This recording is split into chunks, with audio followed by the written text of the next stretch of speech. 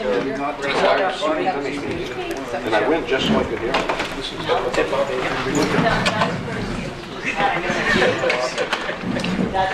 If it's all right with everyone, we'll take page 20 out of order.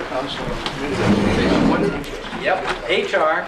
I told Bobby she didn't have to sit through the boring public works stuff, but she'll certainly stick around for the next item, which is Parks and Rec, which she's very much a part of. But Bobby's been doing HR for us for almost 18 years. Yeah. Right. Yep. And as a money-saving venture a few years ago, we decided to make her part-time HR and part-time Parks and Rec, but all of your salaries in this line. So that's one thing I know that Matt was going to mention, is that for the Parks and Rec budget, I think there are two positions that support Parks and Rec that aren't in fact in the Parks and Rec budget. That's one. And the other one would be the administrative assistant at Public Works. So Why is that? Why is April? we've In totally in Public Works. Oh, yeah, okay, I'm sorry. Yeah, she's totally in Public Works. Okay. April's the administrative assistant there in the building with Public Works, Parks and Rec. Parks and Rec and Public So Works she kind of shares admin are in the same. obligations? Yeah. Yeah, which has worked very well. All right, so we're on page 20, and wow, your bottom line went up. What happened? Health insurance. We've never had health reimbursement accounts before, and this is part of the premiums go down, but we have to cover the deductible health reimbursements. So all that funding is in my budget. So that's what increased my budget significantly. This is the first year we've done it. How many full-time people do you have? How many full-time people? I think we're at 109 right now. Citywide. Citywide. You were asking, or Parks? Or- This is Oh. for the city though, Yeah, the that's, 80,000. yes. Oh, That's for all non-union dispatchers. no, I thought you were Ask just me. talking Parks and Rec. Oh, gosh, no. No. So this health reimbursement, that's something new in our new policy, correct? Correct. And now, you just said the police signed on to that new policy, right? No, the police we have not finalized their contract. Public Well- Works and, We think we I have. think we have, but And they're signing on. We hope they'll sign off. They haven't yet. So does this health reimbursement amount of 80 grand, does that anticipate the police as well? it anticipates them for January 1, so half a year with them, yes. They'd be switching, right, on January 1. When they're contracted? No, well, the contract ends June 30. Oh. But part of the negotiations, well, yeah, the benefit year for health insurance is a calendar year. We could have made them switch in the middle of the year, but that's pretty The complicated. health reimbursement is, with the new health plan, they have to reimburse something, right? And you folks agreed, we'll pay for that. We'll pay for some of Some. Some of it, yes. some. Certain percentage, right? You pay for the deductible Yes. and half of the co-insurance cost. So is that $80,000 a guesstimate? That's 60% usage. It's not 100% funded. All right. So yeah. It's based upon prior years? It's based upon what, we spoke with the insurance company, and we've spoke with some of the other union rep, like the Teamster rep, and that have been doing this with other unions and other municipalities, and I think that's a fairly There was a accurate amount. range of estimates that we got done, and that you'll have usage in that category anywhere from 40% of all your employees up to 60. We decided to go I guess you call it the liberal estimate, and budget for 60% usage. We're hoping it's going to be less. And actually, well, it is early, only 3 months into it, but it looks like it's I think that's going to be a high number. So far, You know, it's a couple months into the program and we've only paid out about $6,000, but it's just starting to catch up with the new employees that just came on in March. So we have a large group that just came on, so those haven't started to come in yet. Do you have more people in your department this time around? No. Salary's gone up, is it a hefty raise, is that what it was? It's only gone up 2%. Yeah. 25,000 salary adjustments, I'm looking at. Oh, that's for union negotiations, contract increases. Yeah, all goes in that budget. Yeah, Yeah. that all comes out of my budget, yeah. So we put an amount in there rather than advertise ahead of time. Yeah, that's right, that's Yep. right. So that may not be, although we anticipate it's gonna be needed, right? Yeah. Anticipated retirements is another question mark. I mean, we don't know who's going to retire. We have to make some ideas, but that's always subject to change. So we try to budget an amount this year. 10,000 is what we're proposing. Bobby had asked for 15. I tried to achieve some savings in our budget by knocking that down to 10. Same thing with the salary adjustments. She had asked for 45. I reduced that to 37 because I knew the bottom line was quite a bit higher due to the 80,000 in there.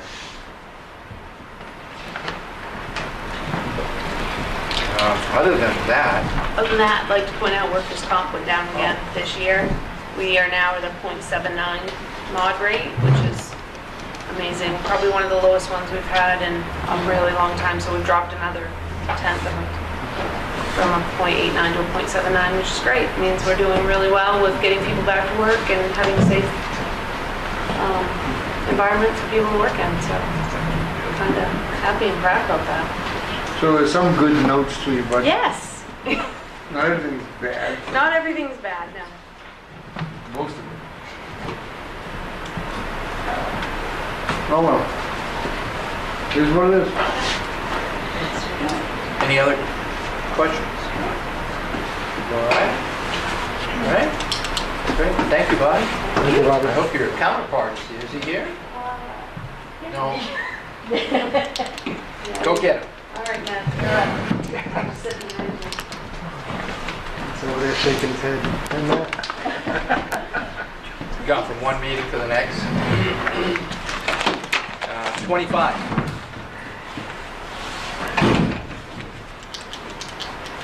It's a yellow cat. Yeah, that's a warning tag now. Sorry. That yellow's a warning tag. Warning. Warning. Flashing yellow. Yeah, it's police tape. 101, say 101. This is good stuff. You think so? All right. Shoot that quarter road section does that. The bottom line increase in this department is a little over 9%, which is a lot, but two factors. One is I'm proposing a salary adjustment for this position. That's the very top line.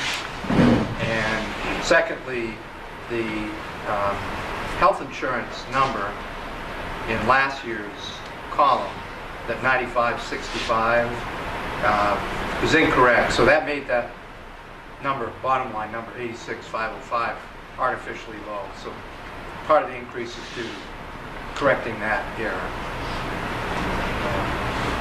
Because I believe, I want to make sure everybody has that same page, right? So that's a 5% suggested increase in the salary over the actual. Correct. Yes. Yep. I think with Matt's increased responsibility, especially with taking on all that Quarry Road has brought into the picture, which was all new a few years ago. We had nothing there. Now it's a major part of his responsibilities. So looking at that and looking at how his wage compared to others, I thought the increase was justified.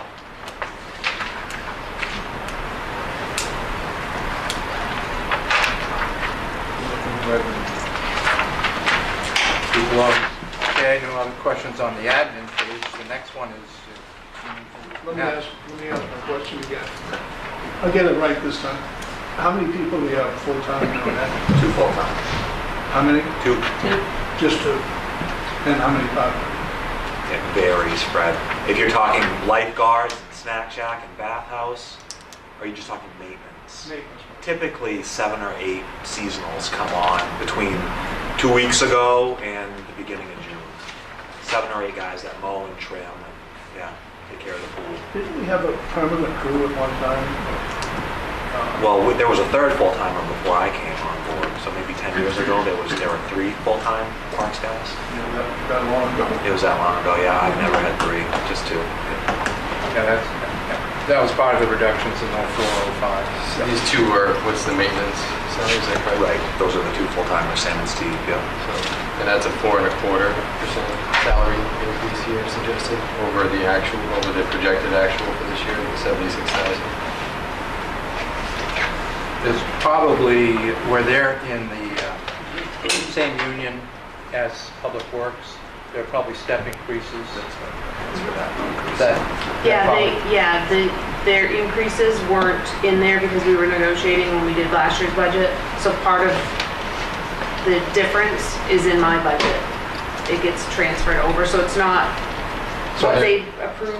So the 76,000 Right. was not a correct number last year because it didn't include an increase. Right, because we had not finalized their contract yet. So what's the actual increase? 2% is what they- 2, Over what this year's actuals were?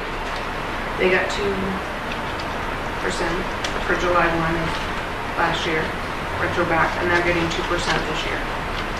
That's what their contract negotiated. But just 2, so it's just a 2% increase. Yeah, I don't think there's any steps for they them. wouldn't be steps for them. They've been here that long.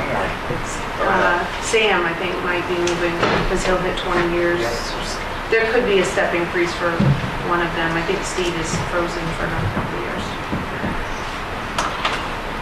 They get like longevity steps at certain points.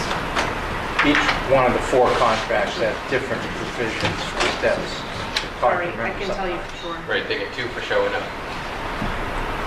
Some of the contracts have the requirement for a merit review On top of the 2%, correct? on top of the 2%. On top of the 2%. If they have a satisfactory review. Yeah. That's the way in the ASME contract. I'm not sure with Public Works. Public Works, it's longevity, and there is one step halfway through the year for one of them that will be hitting 20 years of service. So, and I'm just trying to get my head around this. So when they hit the step, so that will be a step increase. Yeah. That person then the next year is not going to get any more than the 2%, is that correct? As long as they don't have any additional steps. It's weird how their scale works. And I ask because it's really hard. We go through these contracts and it's really hard to, we blanket out these increases and then we build in extra increases and then at the same time we're saying that well, it's not our fault that taxes are going up because the state's not giving us enough money, but I want to make sure that everybody here, including myself, who's new, and the new council, really understand how these contracts work. It's going to be really, it's hard to budget, it's hard to understand what kind of contracts we're approving if we don't know all these things, and these aren't necessarily things that we walk through at orientation. Thank you. And the increases are different for different people within the bargaining unit, depending on how long you've been there. So police, for instance, they have step increases their first 6 years. After that, nothing until They get longevity stipend, they don't have any more steps. after 6. So And do you, as part of like the HR, like I know in banking, we kind of, obviously we look at what we had for revenues last year, we look at what we think the economy is going to be like for the next year, we look at what's out in the market and kind of, and try to come up with reasonable budgeted raises. That's how it works in the private sector. Are you doing the same thing? I know you have to commit to a longer period. Yes. It's a little bit more difficult. But we don't, because unfortunately, we lock into these contracts, so then we have a downturn, our contract exists, and we sometimes convince the police on a new contract to take 0% for 1 year or 2 years. And we did that with all the departments for a couple of years there back in the... we did, we have 0. but now we're out of the recession, so we're back into these long-term steps, which, Two and a half. yeah. Yeah, we do review them with other municipalities while we're negotiating Sure. contracts. And I just asked, I can tell you there, I can promise you that if we polled most of the large or small businesses around, there's not many people getting a 4%.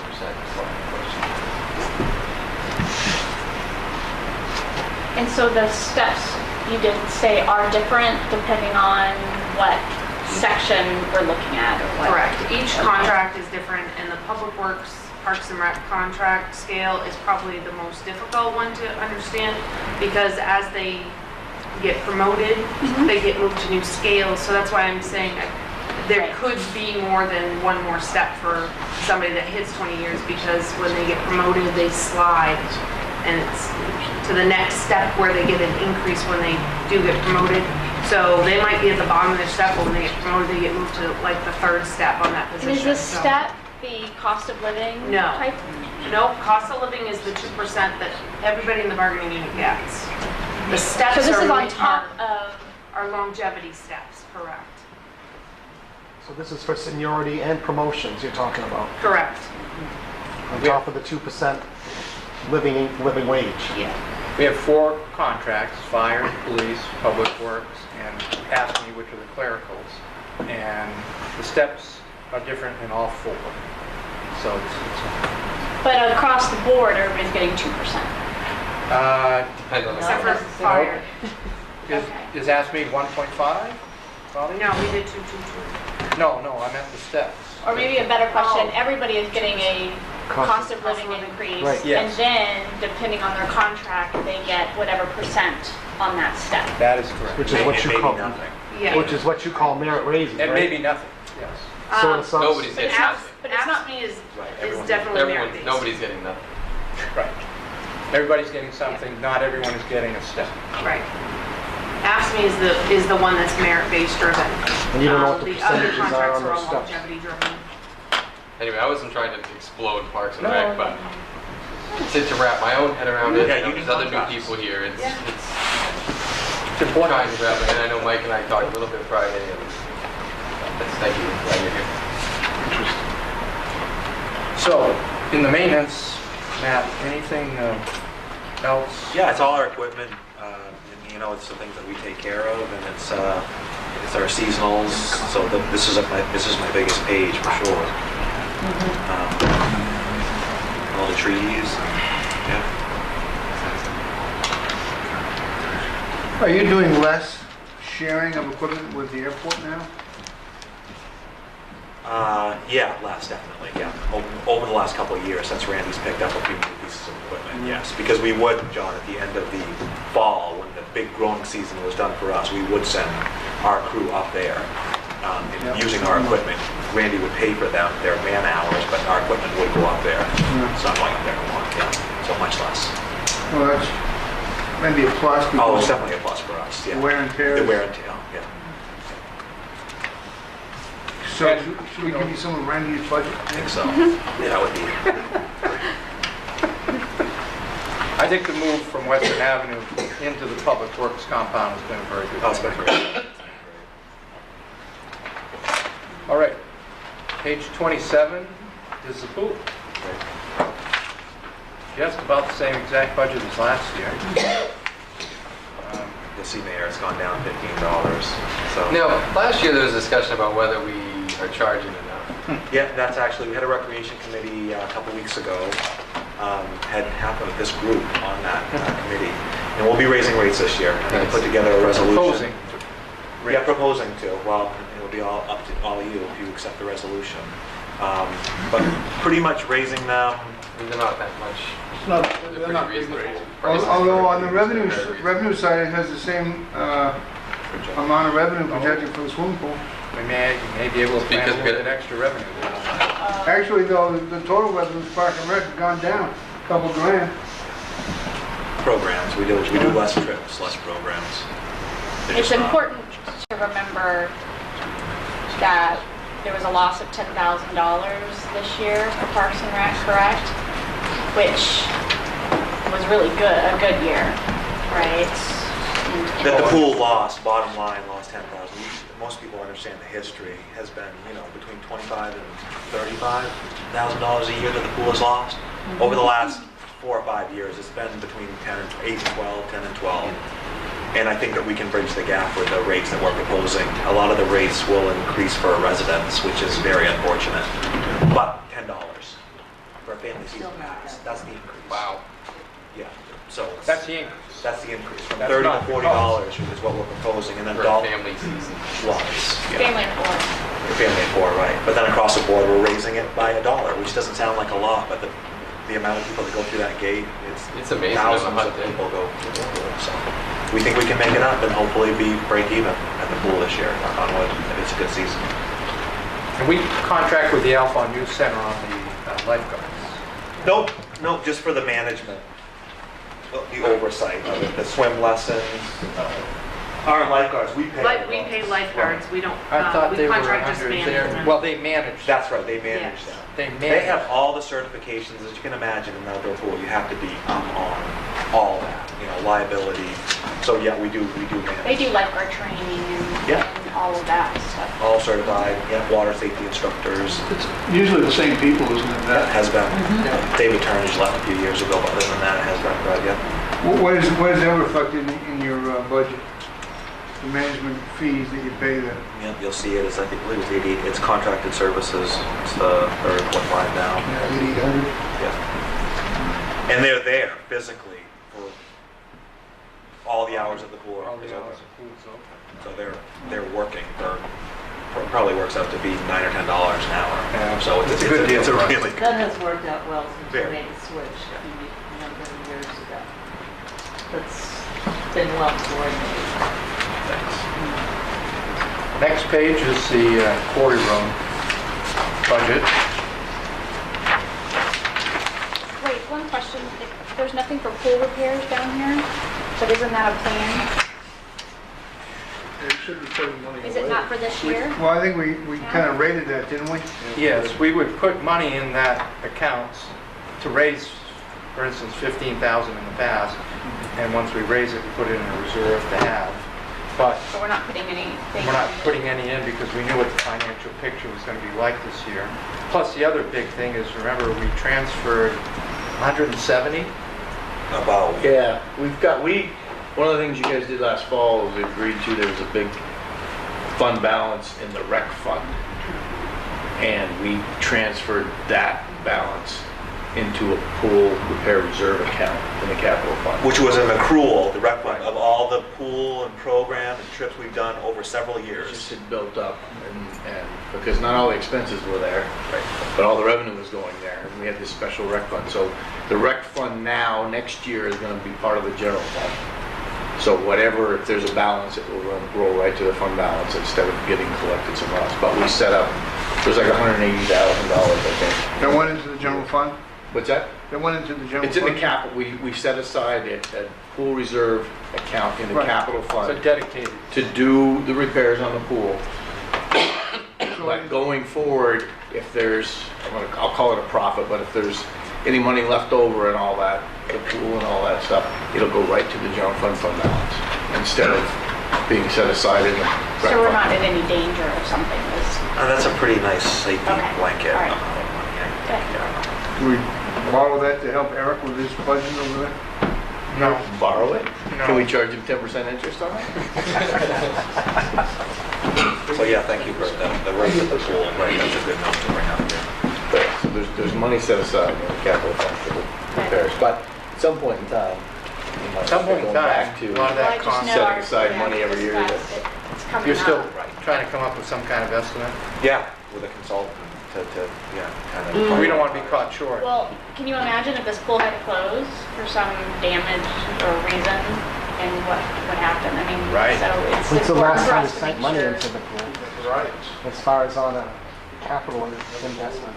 It's been quite a while. We had a $10,000 repair last year actually with the water line. Other than that, it's Other been than pretty that. solid. And it's 15 years old.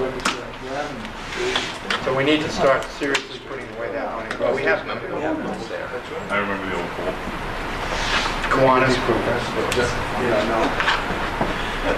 Any, So Quarry Road, the expenses are going down a couple grand, the projected expenses. yeah, projected. Matt, we had a lot of snow this winter. Did the snowmaking machine run a lot? No, it didn't. We had some problems with it too, but thankfully we didn't need to use it as much. Yeah, I just came from a Quarry Road board meeting actually. Has that machine been fixed? The compressor's been fixed, yeah, it's the compressor.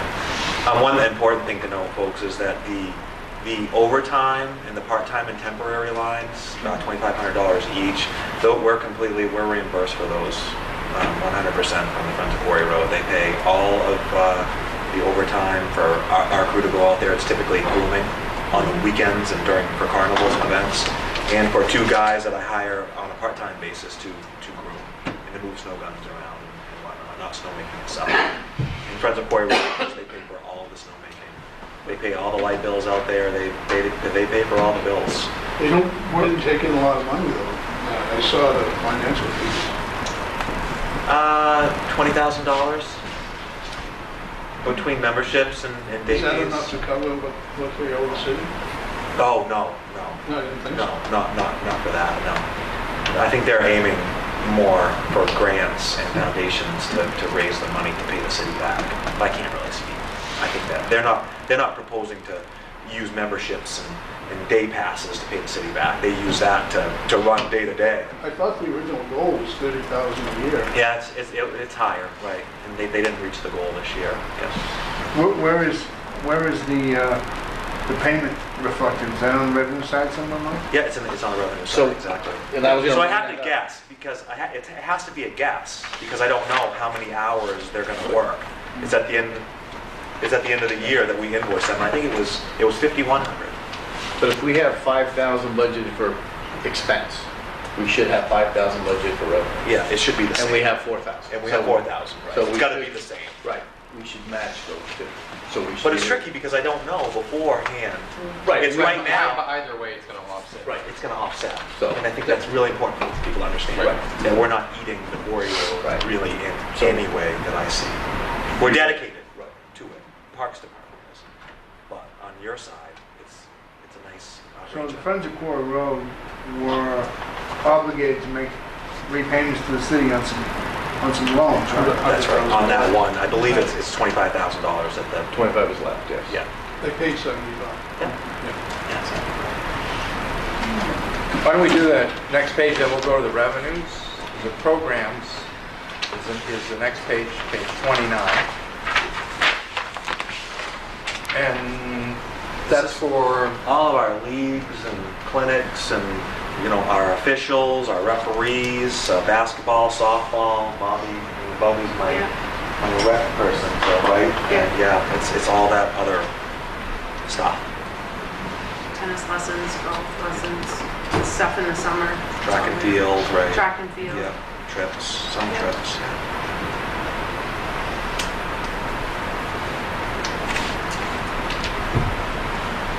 pretty small increase, 77,920 versus 78,025, so a $100 increase, I guess, right?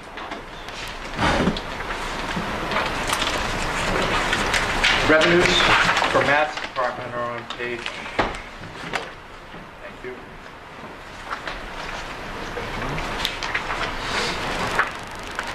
Right at the top.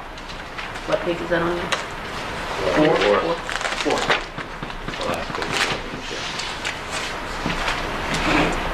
Actually, a projected decrease from last year, a couple grand. Should change So that. slap 1,000 on there, John, 'cause No, it's then gonna we get be, reimbursed by the quarry. it's gonna be more than that with the rate increases. We should correct that. It's possible. Same, You know, we do- same amount? Well, I'm looking at 124.5, 124.5? Yeah. A revenue- a Oh, revenue- you're looking at projected. Projected. That's it.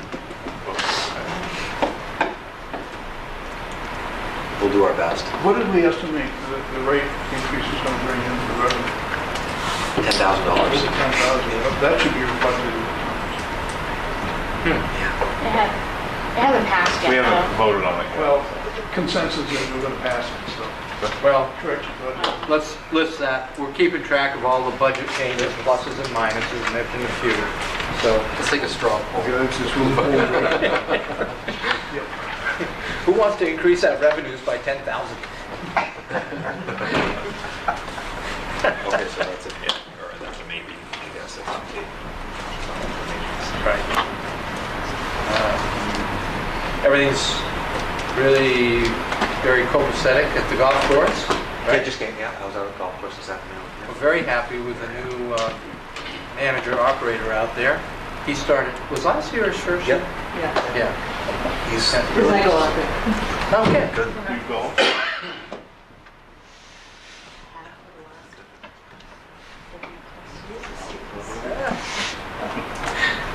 He does a good job. Yeah. He's very, Very he's good. got a lot of energy and enthusiasm. Exactly. That has been a plus right there. Anything else? So, We're okay? Okay, thank you everyone for your support, really, I mean it. I've never, in the 8 years I've been here, you guys have been, I know we've got a few new people, but I mean it.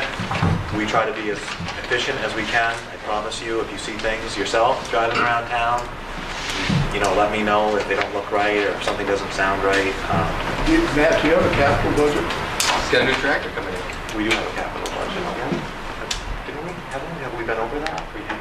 Yeah, right. We did under capital improvements. But you don't have a new capital budget. We've got a 5-year capital plan. Is that what you mean? Because some of the stuff's in the water issue. Right, right. I think what we'd like to do in June, if it looks like there's a surplus in the Parks and Rec budget, is come back to the council and ask for permission to spend some of that money left in his budget, current year budget, on a couple of attachments for the tractor you're getting. Well, we need some new playground equipment. We talked about that. Yeah, we talked about that for a long time. So, I guess what we're hoping is in June, the bottom line for all of his accounts looks good, and we can talk about it. We'll talk about that. Yeah. Talk about it then. Thank Okay, you great. again for the fence at North. Oh, yeah. It's a long time Happy coming. to have it there too, yeah, I agree. Okay, thanks. Thank you. Thank you, Mr. That's my area. That's Ward 2, you stay out of it. Right. Well, there you are. Take it down, Nate. When did you get back from? What's that? That blocks the parking lots. Okay. I won't. Well, okay. It's a new pit bull. Actually, that's a Yeah, lot. that's something You got it, was it you or So now me? there's, it doesn't go all the way around the park, but it's just enough. Very that close. you can't run into that part. Mark took one for the team. He did, thank you. Did you go? You didn't go. No, back. it's worth something. Yeah, I think so. Pat on the back. Thank you. So now I have to change my whole plot pattern. A couple of pizzas. Budget. And no houses in between. Well, this is our biggest departmental budget, Public Works is. And it's divided into 4 or 5 different accounts. And, Mike, I want to say something bogus. sure, go ahead. Every year, Public Works comes up with a good size surplus. Sometimes it's 300 or 400, other times it's even higher than that. But every year, and it looks like we'll probably have a surplus again this year, and this has been a rough winter. What I would like to suggest is that we realistically budget. And it's a break even, or even if you come out a little bit on the negative side, that's okay. But that frees up some money in the budget for other things that right now we're not doing because it's all in your budget. Okay? We had a long conversation about that, Mark and I did yesterday when we went over this again. So your estimate for this current year ending is what, past? About 100, between 100 and 150. And this has been a rough And one. that's with an unexpected sewage department readjustment on all their rates and a reduction on the stormwater. Without that, which was, well, we know it's what, 80,000 a year? So it's 40,000 for 6 months, January 1 to June 30. So without that 40, he's probably 100,000 more than normal. Plus, we're saving more on pay-as-you-throw when you budget it. Right. So Chuck and I asked him yesterday, okay, out of your different accounts here, what are the ones that typically are very variable? I mean, spend anywhere from this to this. Winter maintenance, of course, trash. Trash is dependent on volume and the tipping fee. And so, in the past, we have overestimated volume, tipping fee. Sometimes you never know quite what it's going to be. But I really think we've tried to be more careful. But I mean, the history has been we've turned money Yeah, down. every year we have a good surplus. And, you know, I compliment Mark, he does a great job budgeting. But I'd like to see us sharpen the pencil a little bit more because there are other things that could be in the budget if we had that money freed up. Okay, now tell them what you told me yesterday. That you didn't have to eliminate 100,000 from your budget. Yes. At the beginning of the budget year, I already cut 100,000 out of our budget. To help balance the budget last year. Right, I remember that. Yeah. How much you gonna give us this year? So if we didn't, we'd have 235,000 to give back this year. Yep. But I've seen years where. But what would happen if the winter had been worse than it was? It's not It gonna could be have much been. worse. It could have been. But I've, Easily. there've been years where you've given back 800 or 900,000. In hindsight. 900, but No. it seems like we have money to that. Not since I've been here. No. But usually around 4 or 5. They used a lot of salt because it was so cold. I think 100,000 out of a $4 million budget is a pretty, No, that's great. pretty close estimate for budgeting. So I do my best, and I do try to save throughout the year, but I need to budget realistically for our operations. That's the key. This year we saw it. And you still have 100 grand left over. Yes. But there were some other factors like the sewage district that were unexpected, and otherwise I think we'd have been down to less than 50,000 in the savings overall. And of course, there was the trash collection, which is That helped. done well. Yeah. That's Between That exceeded last year's all our approved estimates. and recommended for this year, $70,000. Between tipping fees, I see the Oakland Perk tipping fees haven't really gone down much, No. Well, their volume hasn't gone down. you know. Remember, their trash volume goes through us to PERC, and it's counted as Waterville's trash. Okay. So because Oakland's not a charter member at PERC. Do they so- reimburse us for that thing? Yes, absolutely, 100% reimburse us, which is very good for us because not only do we get reimbursed 100%, we get the reimbursement from PERC on the charter discount amount. Yeah. It cuts our tipping fee from 84 to 60. We get that per ton for every one of them. 1,800 tons. Yeah. One of my big concerns is that we still may be penalized for not supplying. We've never asked that question. We've assumed because Brewer wasn't penalized, we're not going to be. I thought we did ask. No, we've never asked. I mean, Not in a formal way. okay. But I think a lot of communities are in our situation, right, that they would all be, There would be other communities that would do the same thing. But see, we all of us have money that the MRC is holding, Correct. and they could deduct it from that. I guess that's possible. I'd like to see that resolved one way or another, because as you know, we're going to start planning soon for what's going to happen in 2018, and we need to get that resolved. I suspect. so the referendum, let's say for purposes of assumptions, that pay-as-you-throw gets thrown out come June. Yeah. What happens to our refuse collection budget? Goes to zero to cut it out. Not to pay for it, no taxing. Everybody would be on their own. No, well, I mean, That's an option.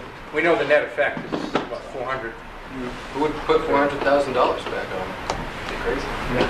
Where would we find $400,000? Eliminate it. Right, we go to mill rate to 35. Yeah. Just, Okay, so this is budgets assuming a Right. good This- result. Yeah, this Under budget appeal. is assuming that we stay with pay as you throw. But that's a good question, because if not, are we prepared after the election? Do we have a second option? Do Well, we not have to yet, we come don't. to- Right, but I guess that's what I'm saying. But should that be, Should we plan for that? Yeah. Or do we? well, the second option, I mean, there's only so much you can do with trash. There's two options. We can raise taxes with the money. We can look here and try to find an extra 400,000, but we're already trying to find about that much anyway. 'Cause Maybe that's we- fine. My We're trying to council- find that, so we're really looking for almost $1 million, or we just cut trash out of the budget. Let's suppose it gets voted down in June. When does that take effect? Immediately? Or at the end of the fiscal year? July 1. The secret to referendum sometimes is how they're worded. If we word it very nicely and say, do you support a raising of the taxes by 1.5 mil to eliminate pay as you throw? Well, the question's already been written by Bill Lee. So do you have discretion how it's worded? That would be wonderful. it's already written. It's already done. Yeah, no, it's already done. Yeah, Bill, Bill Lee already has it done. Usually he's about that, I think when we On the point. when we voted on the referendum, we voted on the language. on the language. Right, right. But that's before we knew how much the cost would be. Yes, that's right. I think Remember, we talked about going till September 1 with pay-as-you-throw, because all the bags that have been ordered are going to be in the stores, so we might as well let people use those up, not have to pay waste zero for all the unused bags. Let them get used up by September 1st, hopefully, and then, I think the fiscal impact ought to be included in the question. talk to Bill. And we are going to meet again. I mean, we had a pretty positive public meeting. We had a really great meeting, and we've got some questions. We're still trying to hunt down some answers to report back to everybody in May. And one of the big things that came out of that was everybody said, we really would like some more, materials and education on this and how to make this a success. Was really the message given. So I think there were 3 or 4 important themes at that. One was the recycling education. 2 was, why can't have recycling every other week? So Mark and I, on Friday morning, are going to Thorndike to meet with Sullivan's to talk about that. Well, to find out how much extra it would cost, because it's Yes.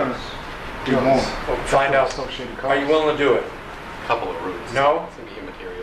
We're going to look at any other option we can, because I think that was the overriding thing. Yeah, but come on. Third thing I heard was bulky waste. We're going to continue to talk about that. There's no magic solution to that. No. And the fourth thing and that's the big was hot item. The type of that's- bag. the bags. The type of the bags. The bags.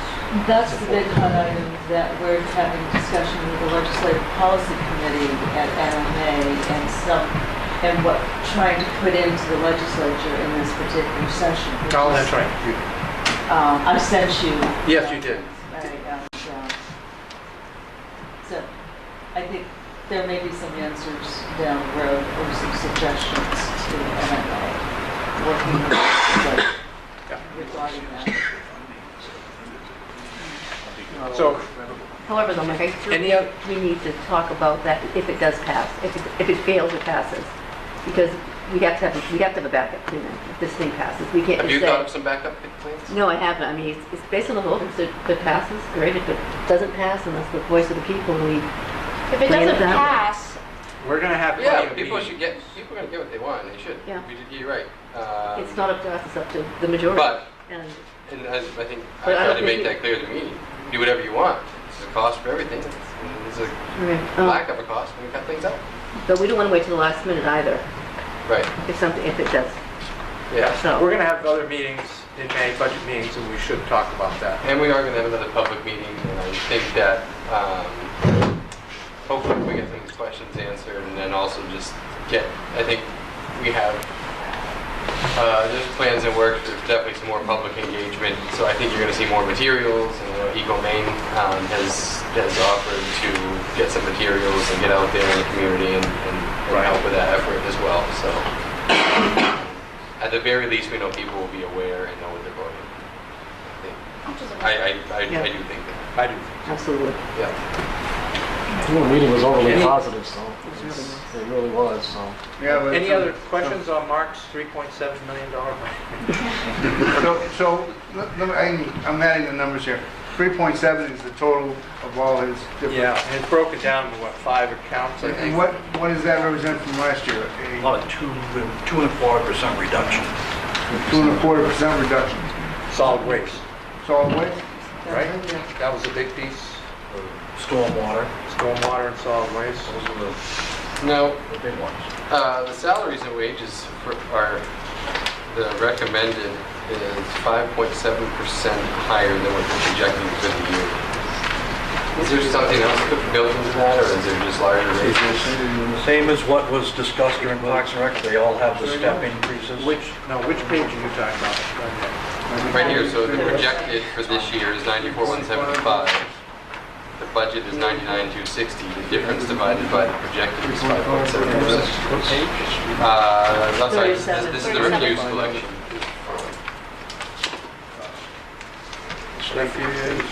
Thirty-seven.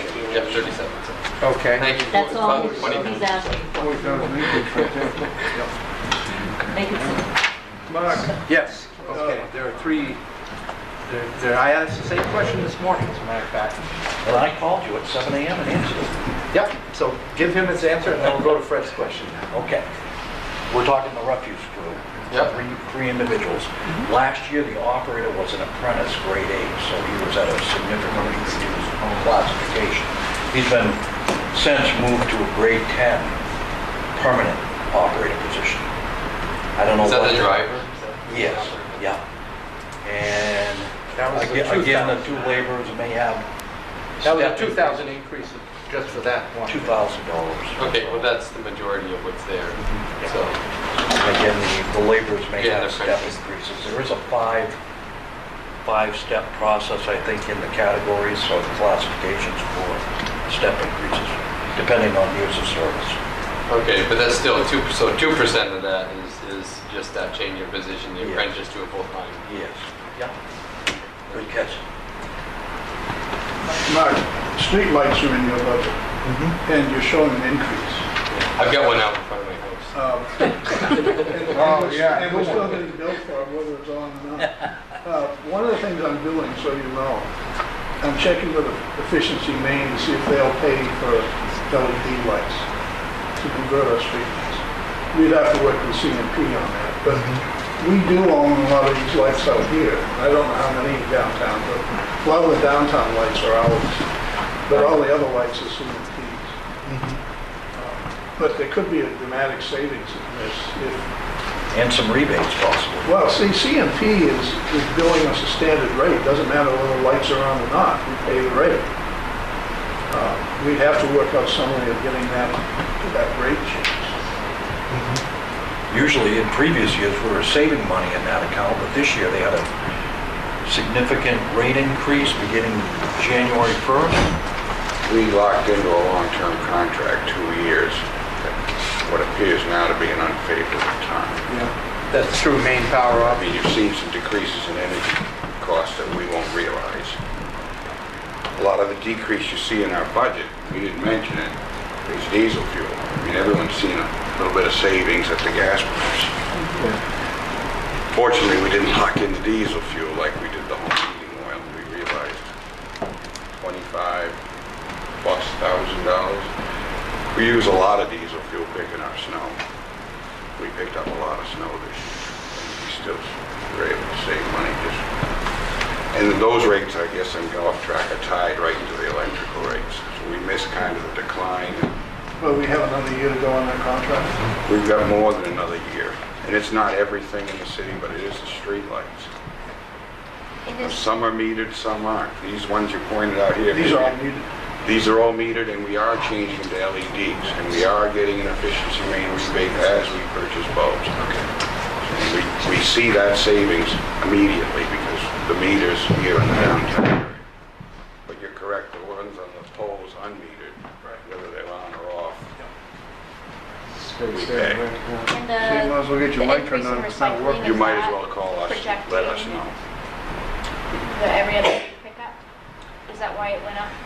No, we're also paying shredding on site. Oh.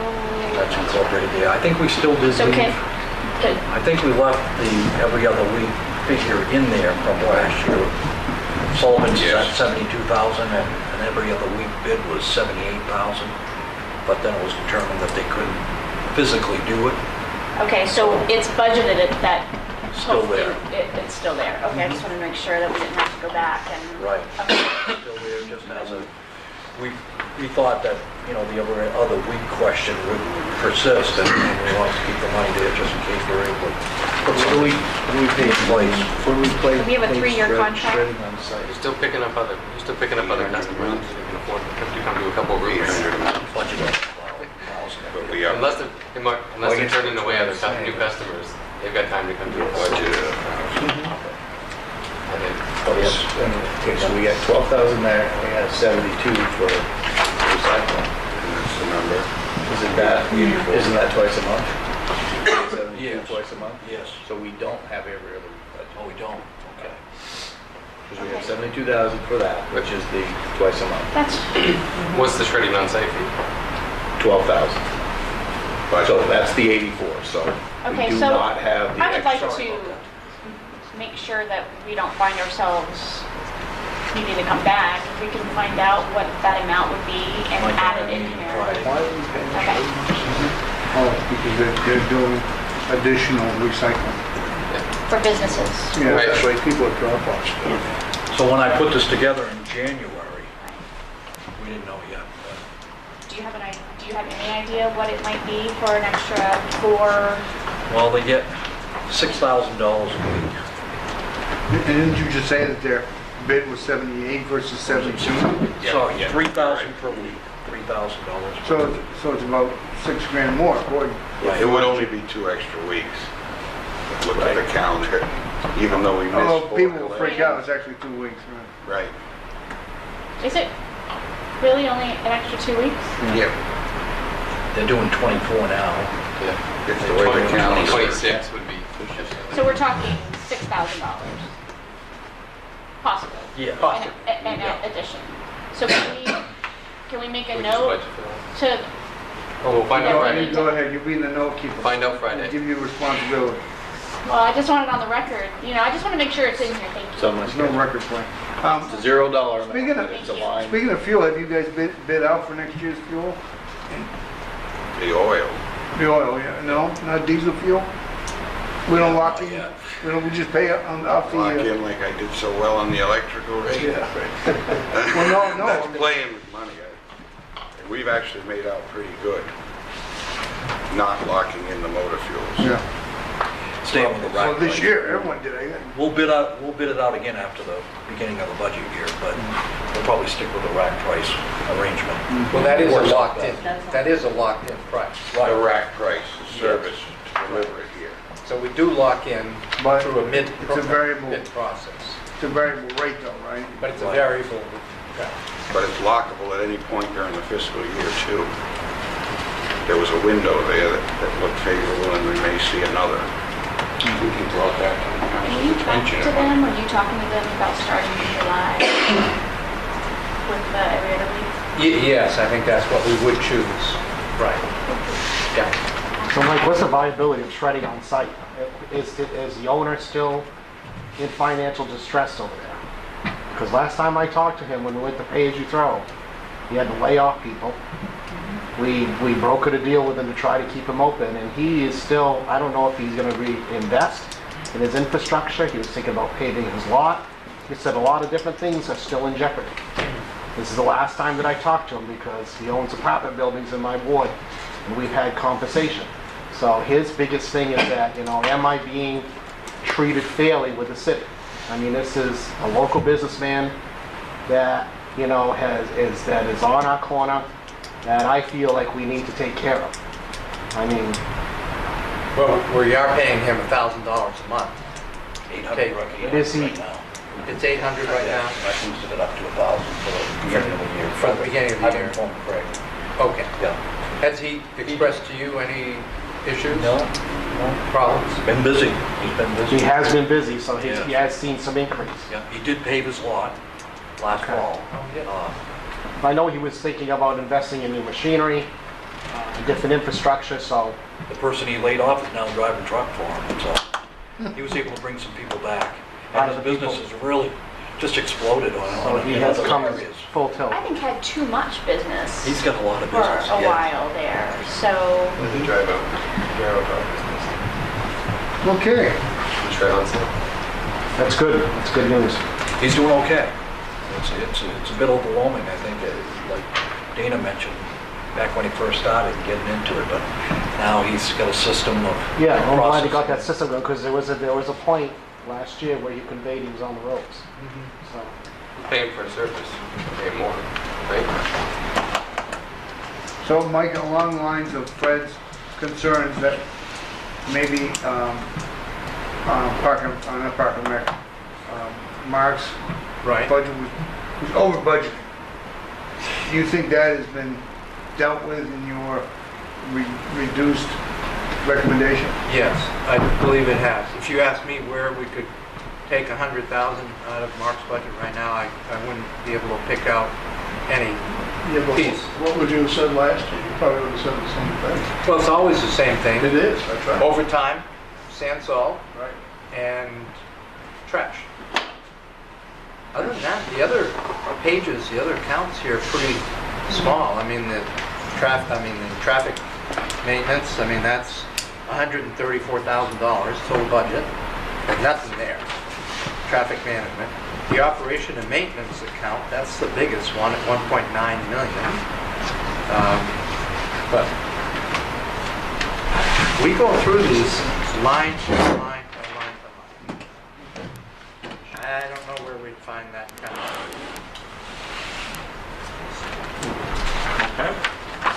Okay. Good. Right? I'll come by and visit sometime. I saw you doing some work on Cool Street today. What are we doing there? Paving it, All right. getting going. Is that gonna happen? Hopefully the gas company leaves Move us. on. I know. I feel like we don't ever, I was just curious if Are there anyone any had questions. questions on Public Works? It is our biggest account. We're chewing it up every You year. missed the lunch. Hopefully they're done chewing it up for a while. It's a big- I asked him nice road for Walk them. Forest Park, you Yeah. know how bad that road is? Mark, to give you for, We had the pizza Yeah. over It's chewed. That's right. yes, next, Well, my road next to it used to be that way too. recognize I used to think of it as and like Mark's speed crew bumps. for the winter work they did. So we did provide pizza last Wednesday. Nick made a suggestion that we go over in the city, purchase pizza for all the Public Works employees. So we did that in noon time, and I think it went very That well. was fun. It was. Good time. Good. I think they appreciate it. Great crew, fun to meet everybody. At that same time, we looked around the buildings. I thought, well, maybe it'd be good for everyone to see what we do have. Yeah. And the big project, Some of us know. some of it, Things change. yeah. And they have. Well, they built some more over there, Yes, I'm very Like well. was mentioned, it was too bad. Now, the wash bay, that's the last major piece. It's going to go on the back of the building. It's already there, it's there. It's already there. Already in operation. Not finished. Not finished. but Right, I'm sorry, but operation. it is there. It's not finished, but it's on the back of building number 1. Yeah. And that's where Parks and Rec moved.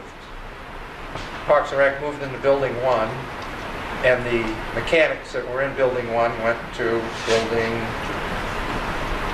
Five. Fleet Fleet five. maintenance. Fleet The maintenance. fleet maintenance building, the new one. Is there ever, this is like a really awful, this is the Parks and Rec office, correct, this building? Yeah. They show? And Has there ever been a thought of moving this to a more centralized area? Not Like inside City the comp. Hall or? Oh, it really should be near where all the crew Right. is. Because all their equipment is, Well, no, but like this is where you have to go to pay for swim lessons, to pick up fun town, park town tickets, to ask questions about things, and it's a very, not very a good public Oh, I see what you mean. You know what I'm saying? Yeah. If they're, anyways, that's not Oh, really he's such a your. bad spot. People gotta go there to put Yep, the refuge. exactly. I'm Yeah, wondering Or why leaves, please. there'd be a kind of a more centralized I mean, public. We should just call it a dump. Makes people know where it is. You can pay for things at City Hall, but the questions, you're right, you'd have to It go. was originally set up as a public works office. That's what you could It's tell, actually not that's that- what it looks like. It's not that bad though if you go over This the was- office, because all the other stuff's behind it. Oh, I know, I mean, I go there all the time, It was a but fire truck garage originally. most people don't know. What are you doing there? Where we Or are. where you are. You know, most people don't, it's not something that, You know that, a dream It's for me actually would much be better if, than what they had. Plus, people didn't have to climb these incredible stairs to get to the public works to I used to be in that Parks and Well, Rec's office. and I guess so forth, so. I'm talking about the Parks and Rec parts of Yeah. that piece. section.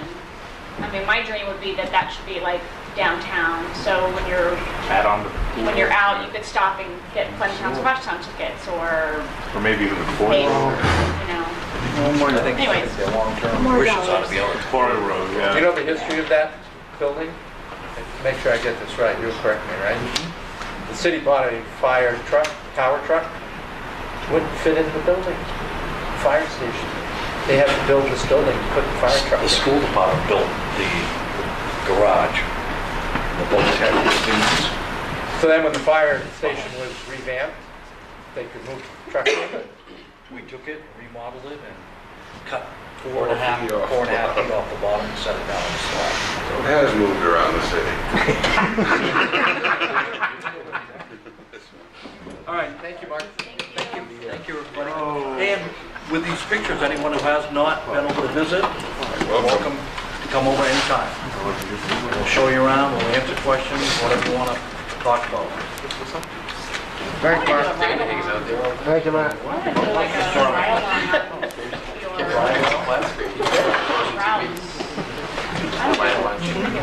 Is he a violent dog? Yeah. You can. Okay.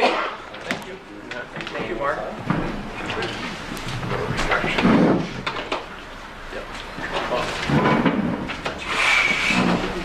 Price of fuel stays well.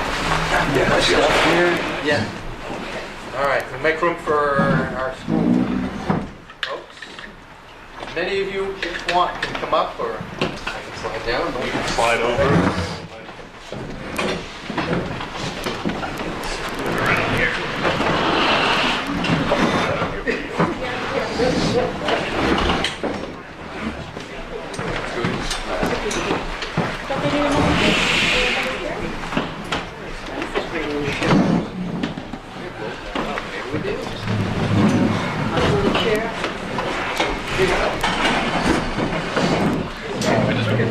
I keep moving, we're just closing down.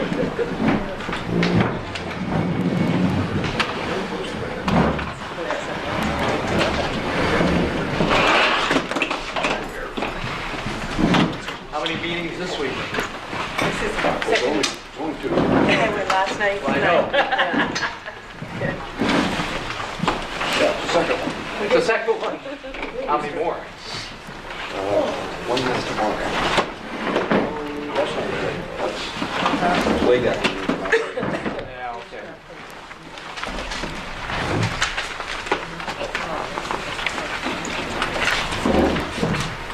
I know you did give a reduced number to Chuck, wherever he, but I haven't shared any of that with the council, so, in terms of what your new total is. Yeah, and they know now.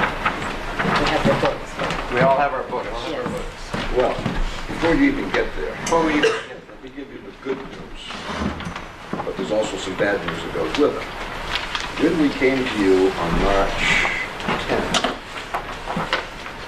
we presented a budget that was over by 1.379, $1,379,000 on the expenditure side, and it was a 6.66% increase over the previous year.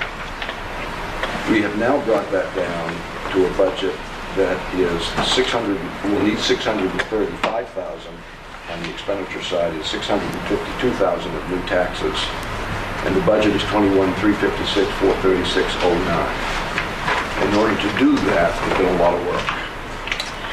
I said to you at the first presentation that we were a little bit behind where we normally are during the first meeting because we really hadn't even, we just finished presenting the drafts for each cost center.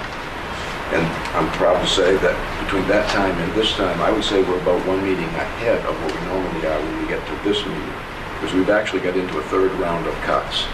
And that's because we've got information from insurance companies and we've got information on settling other things. That we know what our costs were, and we're able to realize some savings. So I'd like to hand this sheet out, which Which is not in the book? is not in the book. No, I just think it's from Flynn. And really what it is a pictorial of where this budget is going.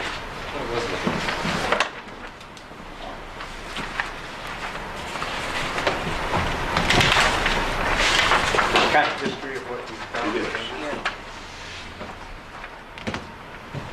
You can see on the right-hand, far right-hand side, where it says budget history,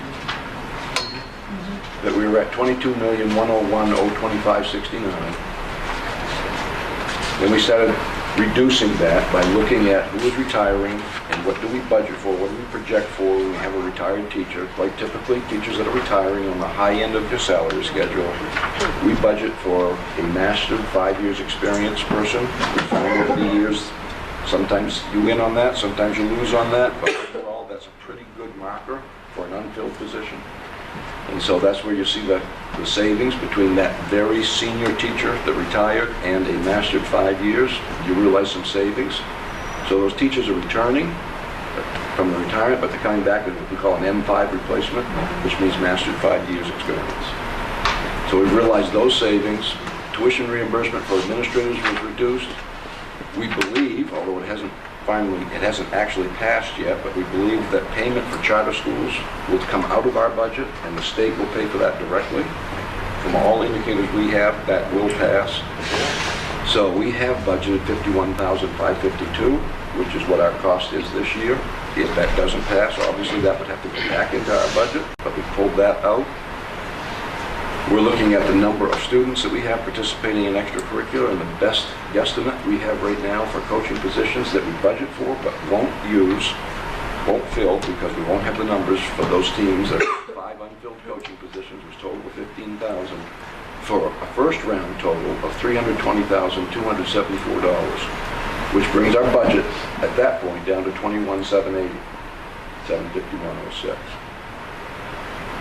Then we got news that our 10% increase that we projected for health insurance, the maximum it would be 5%. And we knew approximately, it's never exactly equal, but approximately 1%. For every 1% you save, it was $27,351. So we reduced that to the 140, we reduced it by $145,201. We got notified that 2 teachers have received their master's degree, which puts them at a higher pay scale. So we had to actually deduct that from the list of cuts and add it back in. So anything you see in parentheses in this kind of a cut list is actually an add back unit. The Area Resource Center is a service that has been in existence for well over 20 years. It one time serviced all of the schools within a 20-mile radius. It has now just been servicing over the last 2 years because the other schools have pulled out of it. AOS 92. Bassboro, Winslow, and Waterville pulled out for the coming year. So that program is now gone. And it was a very good program. It specialized in K-8 science and technology information. And the whole idea about it, and it worked very well when it first was formed, is it saved schools from having to buy some very expensive equipment. And they would share that equipment, and people would go online, they'd sign up for the skeleton, which, believe it or not, a full human skeleton is very expensive to have, and so science teachers around the area would sign up for it and they'd have it for a week or 2 weeks, whatever their unit was for anatomy or whatever else they would use it for, and it gets delivered to them and it gets picked up and brought back to the yard. But that service is now gone, eliminated. So how that's gonna get replaced? You aren't going to replace it. Every school has to have their own little resource? You're going to depend on the resources that you have in your own school. So that was located in the basement of the high school, right? Correct. Yeah. So they're moving out of there, like, they're gone. They will be. As of June 30. So what are they It's gonna do with the sad. equipment? What are they gonna do, like with the That's scouts? a big question, because that money was purchased with grants and by fees that all of the schools have participated in at one time. So RSU 18 participated, SAD 49 participated, Waterville participated, Winslow participated, Vassarboro participated, China participated. So they all had spent money purchasing it. So we haven't gotten over that bridge yet. On what's the right thing to do with all the stuff that's left? Where I would always go get my donation. Exactly. Pool time, this is a collaborative effort between Waterville and Winslow. This is where being on AOS helps you. We have a small swim team in Waterville. They have a small swim team. Oh, I say that 3 times fast. Swim team in Winslow. Both coaches got together and said, you know what? We don't need to have our own pool time, and you have your own pool time. We're small enough that we could share the pool, use one set of hours, share the pool, and save $3,000 for each community. So that's where that's coming from. So that's not costing us anything other than we work cooperatively with the Winslow Swim. We had budgeted for a behavioral specialist. Now I want to be very clear about this because, well, I don't see Paul Castone right here, but he's always on me about, well, is this a position you're cutting that you never really had in the beginning? This is a position that we budgeted for because we wanted, but when we realized just how bad this budget was, we said, you know, it'd be nice, we really need it, we were going to share it with Vassarboro, Winslow, and Waterville, so we would pay about 50% of the cost, and that is about 50% of what the cost of a behavioral specialist is. It's very much needed, but I heard Mike say, given the financial picture we were looking at, we said we can't afford to keep it. So that came out. Eye observation, summer school, we decreased by $1,000. Eye observation, which is the software that works with our teacher effectiveness model, and that has been very well received, but that's an add back because it wasn't budgeted for. And we do want to, even though the state has now said they're going to go another year on the pilot on that, that's a software that actually runs the Marzano model that we've selected for our teacher effectiveness. So we added that back in. We had scoreboards for both the junior high and high school football at $18,000. That came out. We have reduced the MAC cart of $26,000, technology hardware at the Albert S. Hall School, technology hardware at the George A. Mitchell School, and technology support contract for Google Vault, which now we found out originally it was going to cost us $35.30, but we found out that that's going to be offered free by Google, so we taken that out. Second round of cuts, $272,354.94, brings our budget down to $21,508,396. You get to the third round, and that's why I say we're one round ahead of where we normally are. Because normally we would be presenting you the $21,508 tonight, and then we'd say we have some other work to do, but we haven't had the time to get there yet. Well, we had the time to get there because I guess you gave us more time between the first meeting and this meeting this year than we have had in the past. I think so. So I put the pressure on Ellen Whitcomb, our special ed director, because we have two ed techs, which are new positions for the George J. Mitchell School because of 2 very needy children that were coming in from CDS. We know they're coming in. We know they have a one-on-one need. I put the pressure on her to absorb one of them into her local entitlement money, which is money outside the regular budget. She squeezed it, said, yes, I can do that, and now the other one has decided to stay in CDS one more year. So we're able to eliminate the other one. So you've now got that removed out of the budget. LLI kits are leveled literacy inventions, and those are for students who are behind in their reading levels. We're finding them very, very effective, but the materials to support them are very, very expensive. And so we promised special ed and the Mitchell School that we'd look in other areas to see if we could help support that, but we had to pull that out of the regular budget. We are going to reduce staff again. We have, since 2010, gone from 183 and a half teachers to what we're projecting next year to be 161. So in 5 years, we've decreased 20 teachers, 20 and a half teachers. 183 and a half to 161. 161. What's your total enrollment done during that period? We've been running, if you count Educare, which is roughly 100 4-year-olds, we're running about 1,950 students. It varies. From right now, we're at 1,939. That's counting Educare. Back in 2010, we were at 1,865, but that didn't count Educare. So if you added 100 to that, we'd be 1,965. Why would you count Educate? Because we claim them for reimbursement. Oh, you do? Okay. Most are not Waterville residents, so they wouldn't go to Waterville. Most of them are Waterville residents. Oh, they are now? Yes. Initially they weren't. Yes, they were. Now, we have 9 principals and assistant principals here in Waterville, correct? You add them together. We have a principal at 4 buildings. We have an assistant principal at 3 of those 4. That's 7. Then you have the tech center, which has a director. But you also have a special ed director, you have a transportation director, you have a maintenance director.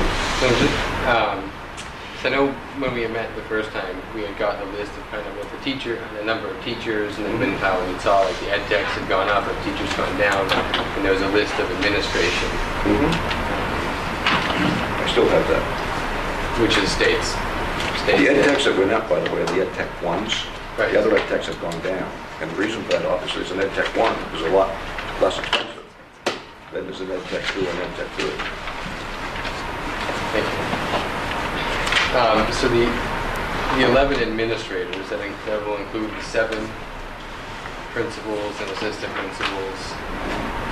And does that include the directors? Is that? No. You have to add those. What makes that 11 in the admin column?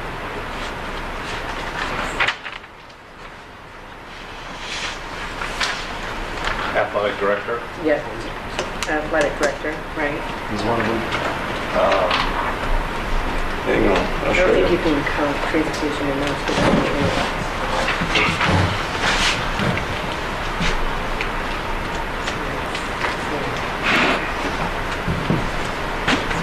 It's always at the tail end of the book, which always makes it difficult. This is a sheet we're looking at here, the one you gave us the last time. Yep. If you want to, I don't know, were we done this? I don't want to stall you in the middle of this. We can go through this and we can talk about it. Well, I can go through it building by building if you want to know. We have a principal and assistant principal at the middle school. We have a principal at the hall school.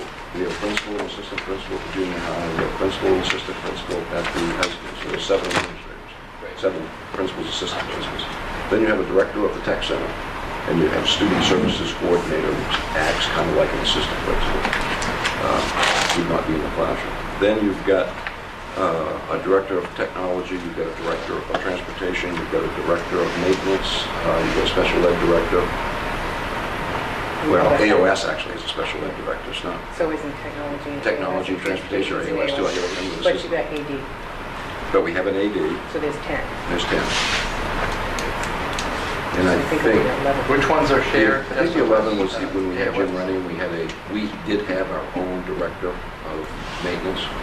When he retired, we absorbed that position. And Shelley Phillips, who was the maintenance director for Winslow and Vassarboro schools, absorbed one No, of it. ALS.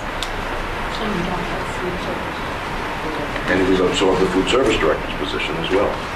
Do you have an AD at the junior high? The AD we have shares his time per time. He It's does. actually more. Per time, That's height, right? There are 612 AD. Grades 6 through 12.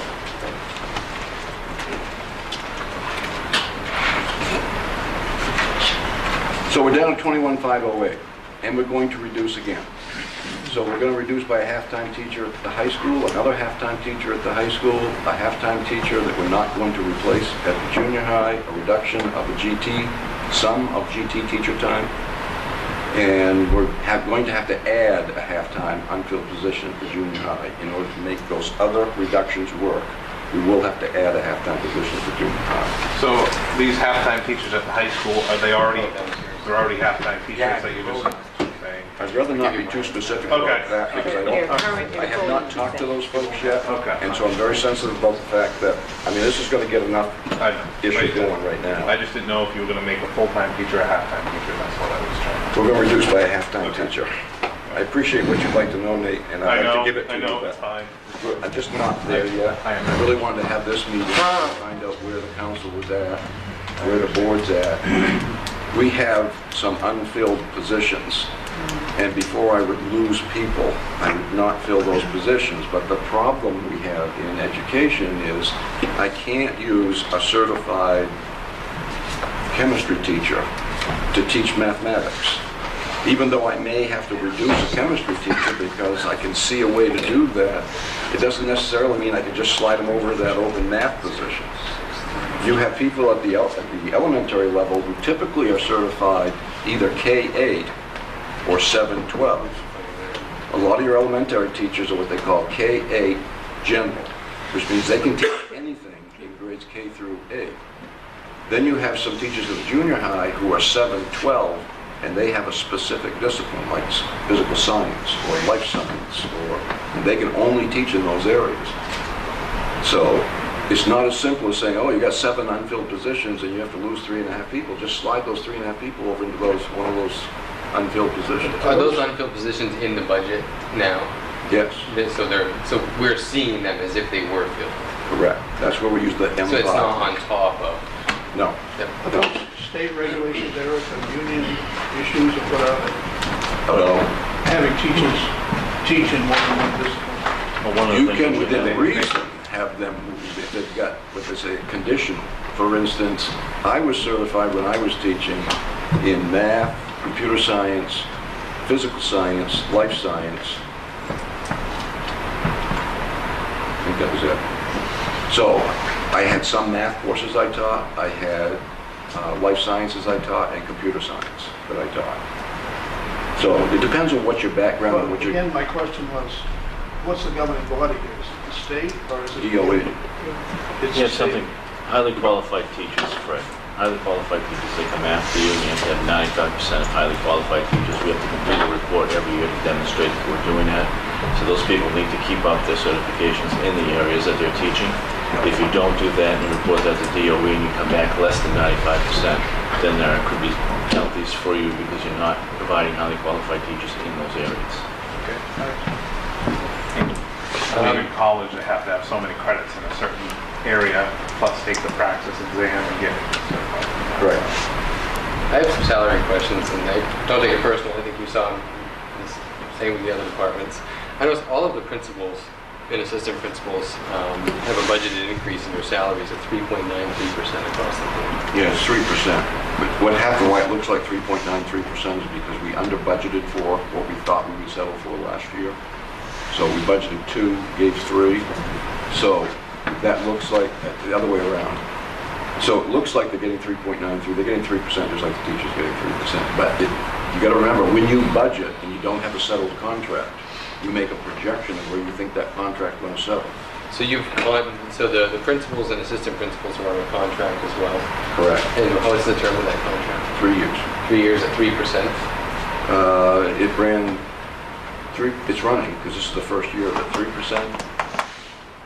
No, we haven't settled this second and third year with the administrators. We got a 3-year contract, but there's no money attached to the second and third year. We got a 3-year contract with teachers, and that's running about 3%. It varies by where they are on the scale, but it's about 3%. And this is. But I also want, just if I may interrupt, I don't like people to do that, so excuse me, but I want to make clear that I'm not talking about 3% on top of a cost of living increase. Because I never have been quite sure how the city approaches that. When you say your staff's getting a 2% raise, is that on top of a cost of living that they automatically get?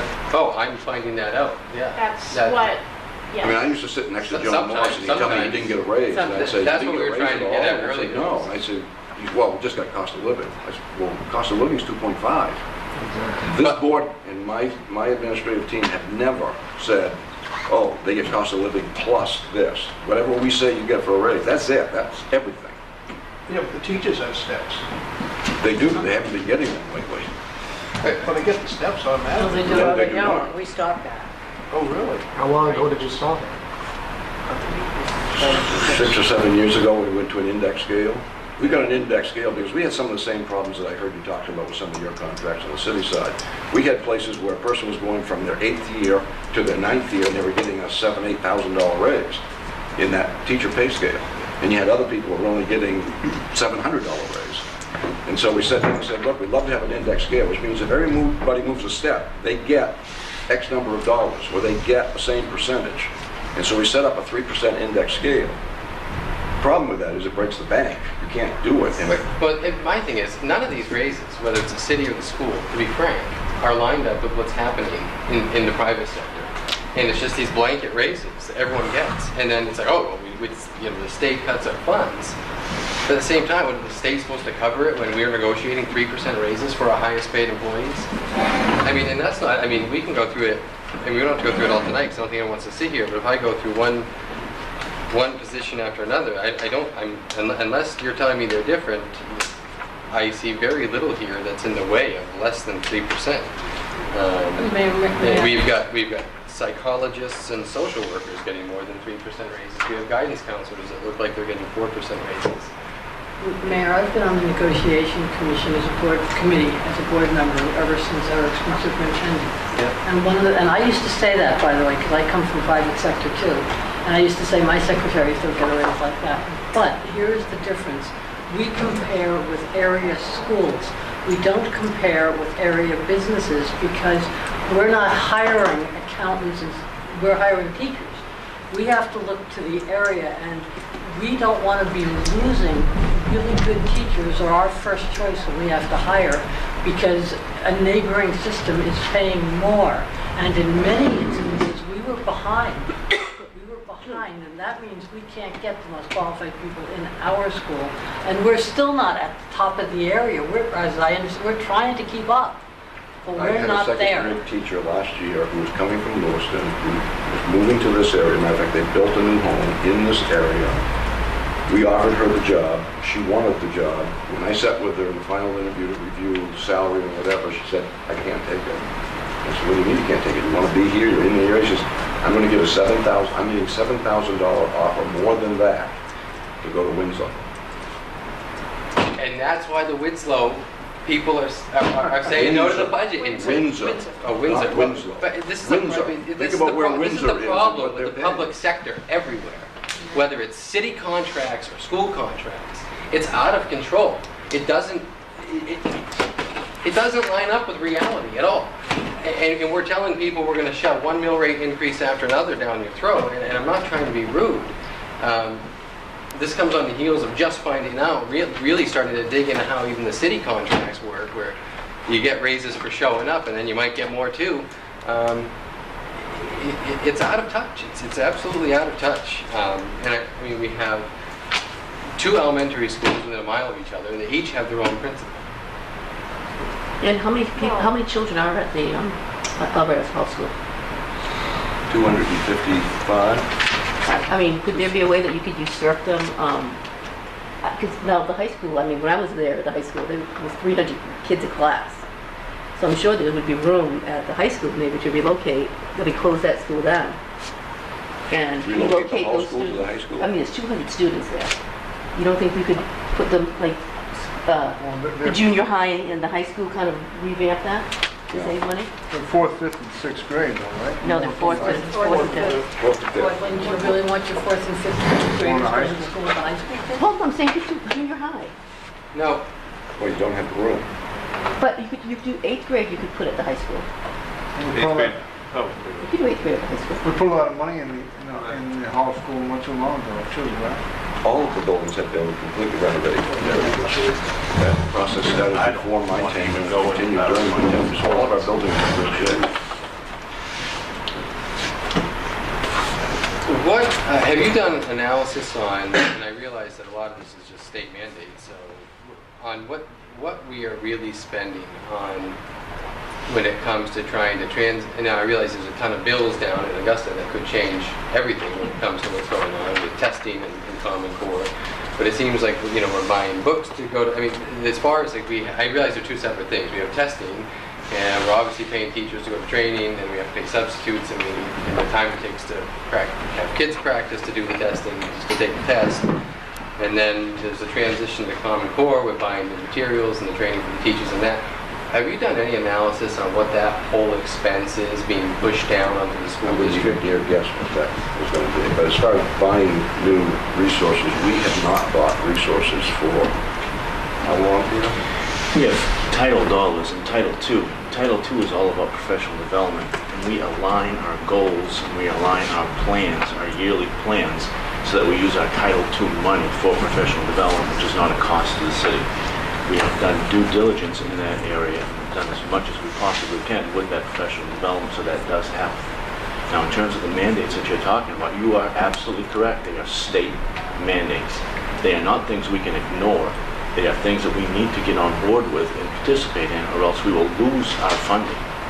So those are not components that we can dodge. Right, I realize that as I'm bringing it up, because I realize there's a whole host of bills down in Augusta that could go either way, because there's some that are pushing more for this proficiency stuff and more testing, and there's some bills that are saying, no, get rid of it all. Eric, what's your reimbursement rate now in special ed? Wasn't it originally supposed to have been 100%?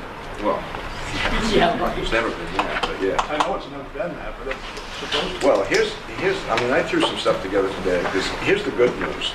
That budget that we just went over, or at least where we got to at this point, that's a 3.07% increase. Now, you may have been watching the paper like I do when budgets start getting, town meetings start happening, you watch and see where their budget's coming in, and how much they're. 3.07 is about the smallest I've seen. The downside of it is that 3.07, which is 652,000, is all got to come locally. Because the state's shedding their responsibility. Not only are they not giving us the same amount of revenue, but they're shedding the responsibility they had over to us. For instance, they've raised the minimum local mill from 8.1 to 8.48. Now, you say to yourself, well, let's see, 8.48 times the 3-year valuation average of Waterville, oh, well, we're already raising more money than that, so that doesn't phase us in the least.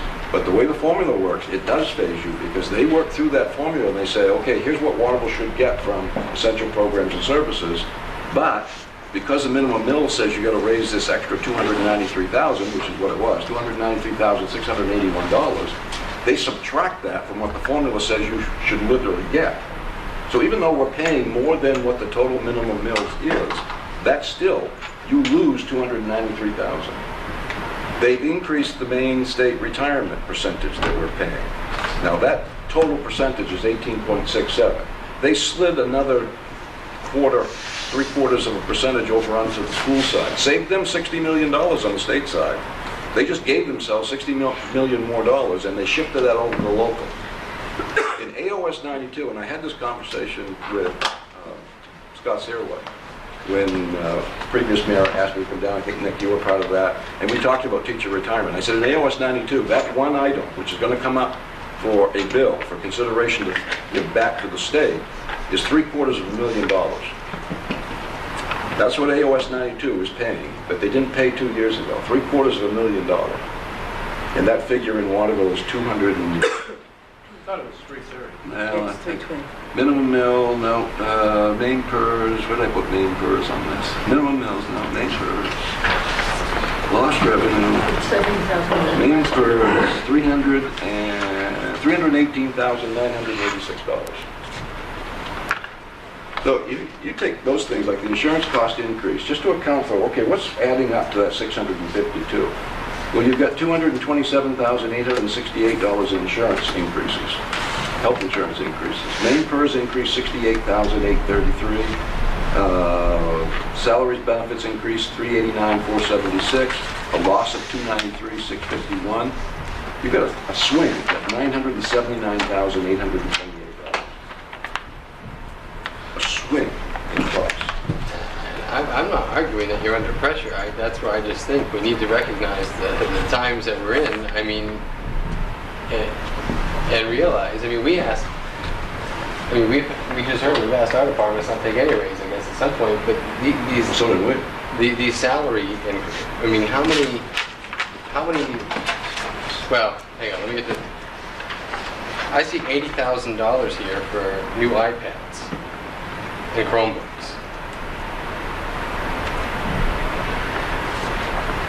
I normally would Do you think criticize. it's fair that the state can tell us, I don't think it's we're fair, shifting John. main PERS to you guys, so guess what? You gotta cut things from your locality, or else raise your taxes. That's the way the governor's operating. And I'm telling you what, the governor is saving cash. big time. Whether it's, I'm not saying it's fair, John, I but know, but what you're I'm saying asking is we these gotta folks be to in cut touch them. with reality. We can't just tax the shit out of everybody until everybody moves out of town. Well, I'm afraid that that's what the governor's forcing us to do. No, we got some control with it.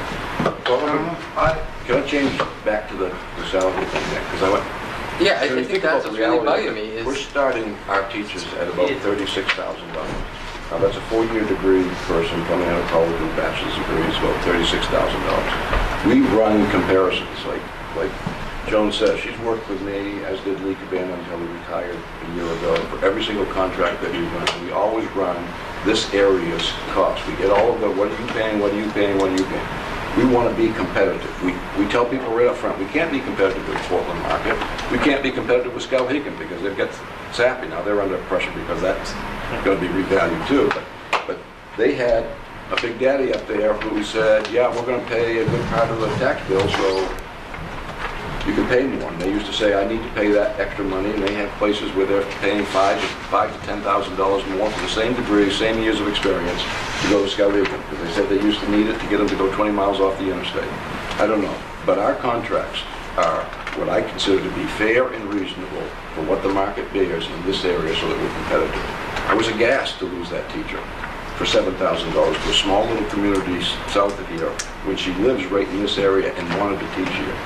But I understand someone can't take a $7,000 reduction. She was taking a reduction to come to Waterville from Lewiston. Have you, in looking to save money, have you considered or has it been brought up to possibly look at the janitorial services going to commercial cleaning? Because I had a meeting down in Gorham, and that's what they're doing. They're not going to hire their own janitors. They're going to outsource it, which they have to pay the cleaning company to service their school. They still have full-time staff there, but they're not paying any of the benefits or anything. So have you considered? Over the years, we have looked at that. We've looked at outsourcing the busing and outsourcing the custodian. And we've never found it to be beneficial, financially or otherwise. And of course, And it probably is more so down there because they have a larger population.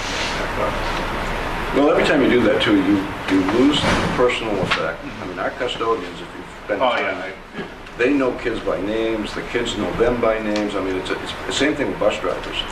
You know, they bring them gifts. That you lose that when you do a commercial service.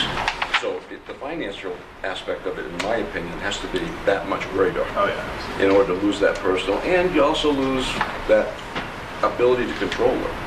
Because what do you do if you have a complaint about a bus driver? You have to call some unknown person on the phone and say, we've had a complaint against us. Yeah, okay, we'll look into it. Maybe they do, maybe they don't.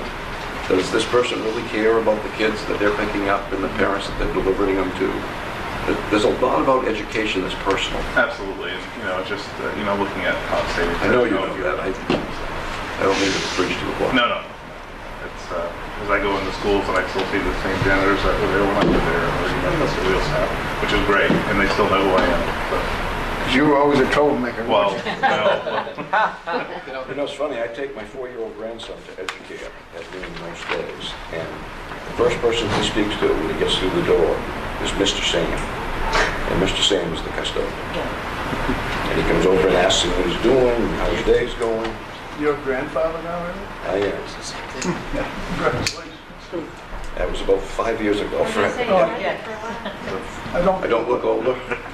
And your neighbors almost. Is there anything in the legislature to free up some of that federal money that we're not getting now?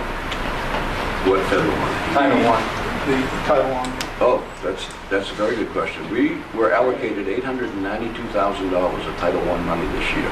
Do you know how much they withdrew from our essential programs and services funding model because we got that money? Yeah, that amount. No, it's not all. There's a little bit that they don't consider, but it's about $700,000. So out of $892,000, which is federal dollars designed under Title I to provide enhanced programming for needy children.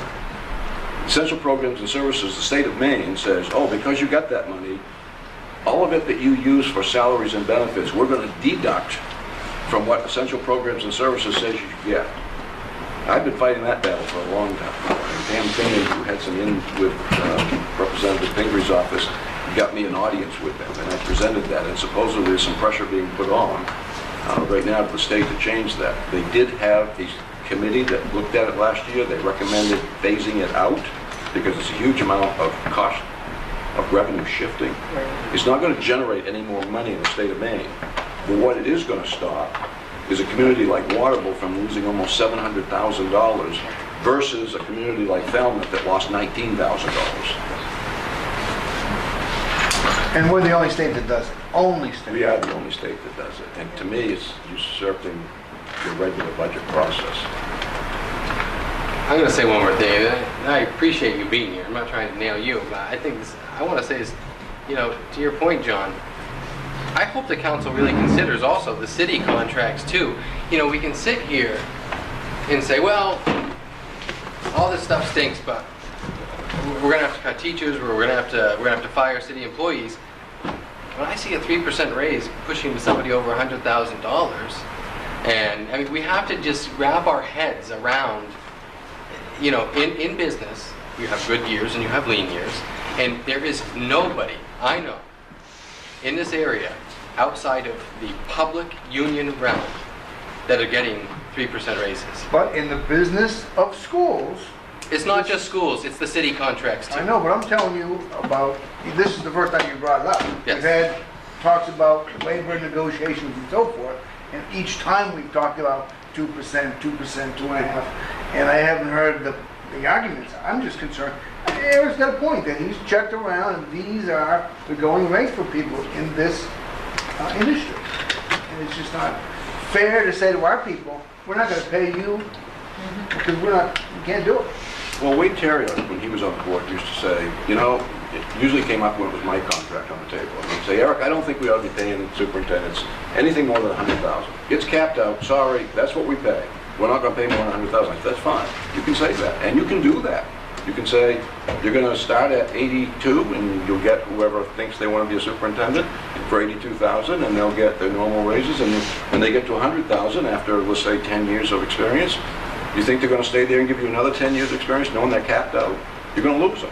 Well, it's okay, but you just invested 10 years of time in that person getting up to speed, starting to understand how. I mean, it's the same thing I said to the board when they hired me mid-year as their superintendent. And we had an executive session, and I still remember this conversation. I said, okay, we need to talk about your contract. You're being paid as the high school principal. You're going to be the superintendent. What do we need to do in your salary? And I said, you know what? I'm not going to be worth a lot to you right now as a superintendent because I've never been one. I appreciate the confidence you have in offering me the job. But I said, why don't we do this? Why don't you just leave my salary right where it is?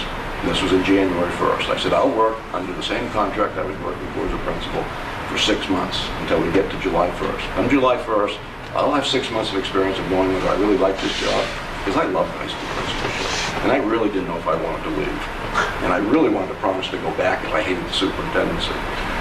I said, I'll work for 6 months to see if I like this job. You'll know whether you like me doing it. And July 1st, we'll talk about what the contract is to do. Problem is, John, they're not based on individual merit by reviews that show that they deserve a 3% raise. They're blanket raises. We can ban all unions. You must have performance reviews with your But all of the administrators. raises I are. absolutely do. I'm sorry, that's your proposal? Is there anything that we can do to consolidate with Winslow? I just find Like share we have athletic- principals getting bigger raises than some teachers. I don't. I'm just asking, is there anything that we can do with Winslow to consolidate, like athletic director or something like that? I'm just curious. We have to wear- Winslow we have to totally wear their out. Well, be careful. I need to be careful what I say on this subject because That's a hard thing. I said this to you, Mike, when we had the visioning day for Waterville. And I said, if we really want to save money, if we really want, then we unincorporate the city of Waterville, we unincorporate the city of Winslow, and we reform ourselves as one city. And we have one town council, city council, we have one school board, and we have a variety of schools, and we talk about a huge amount of savings.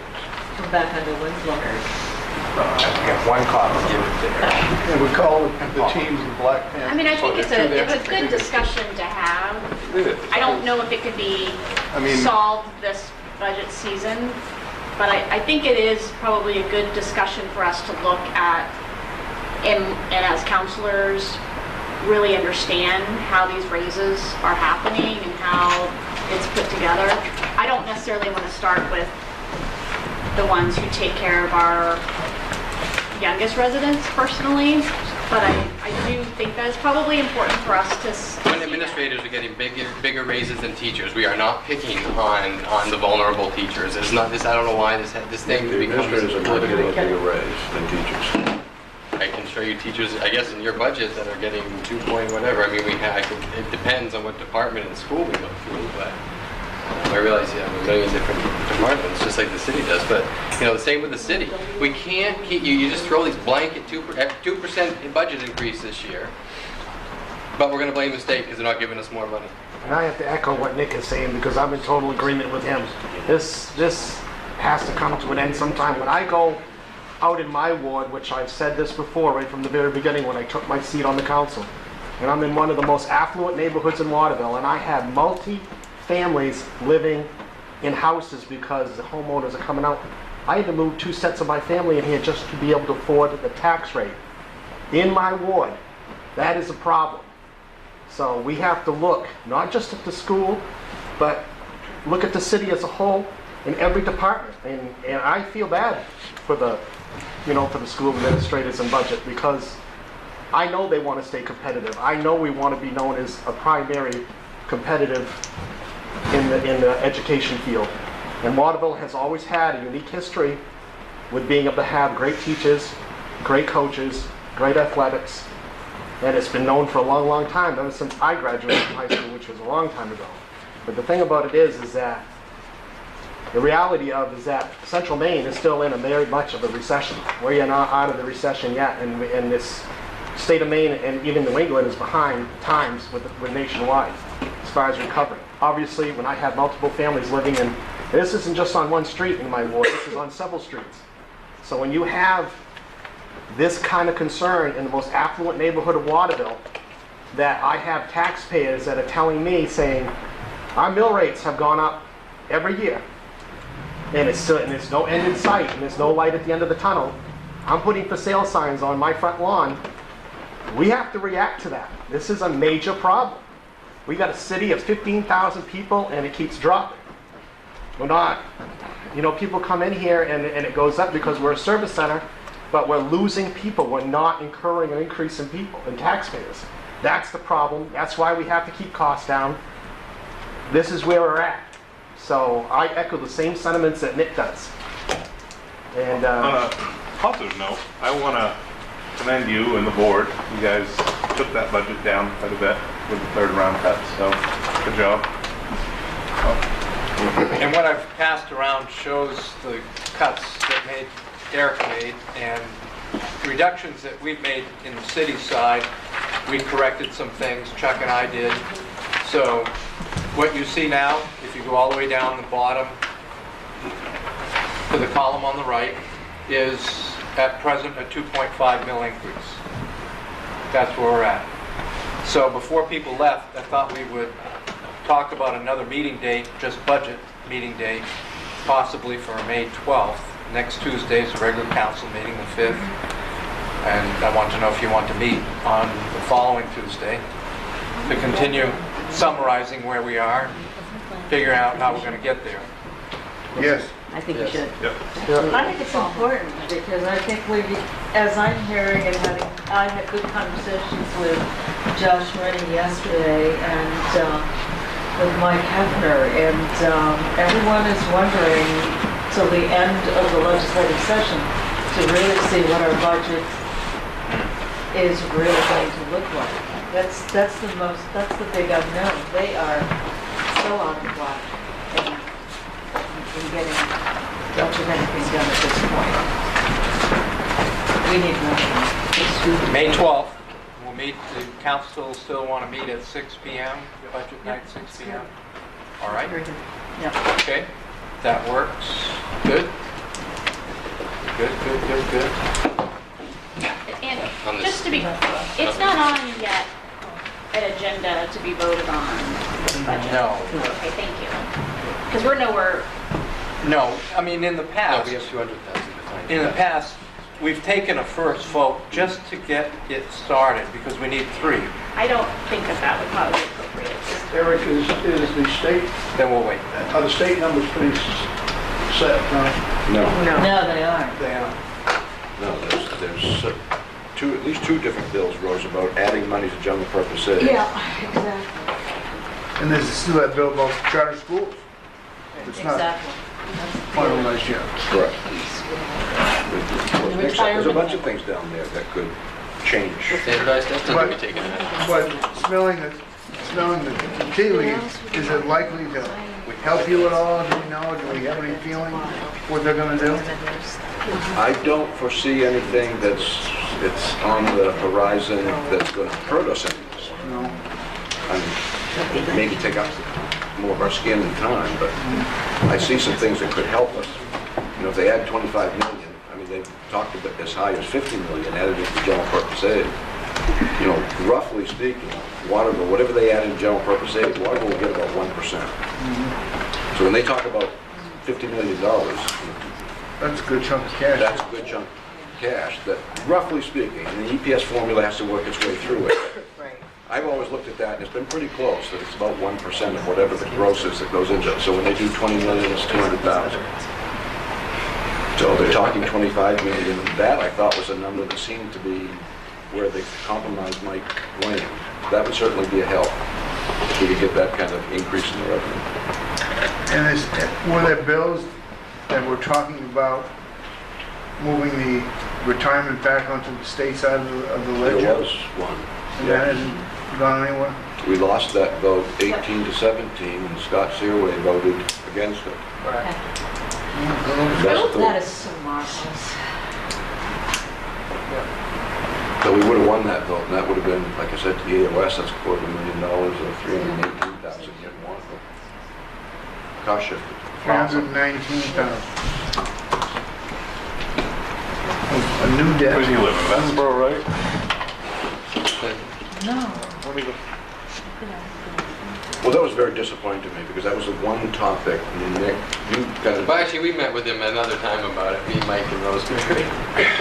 Didn't do any good then It either. didn't do any good at all, and I didn't think, No. what's going Well, he's just on? doing what he's told to do.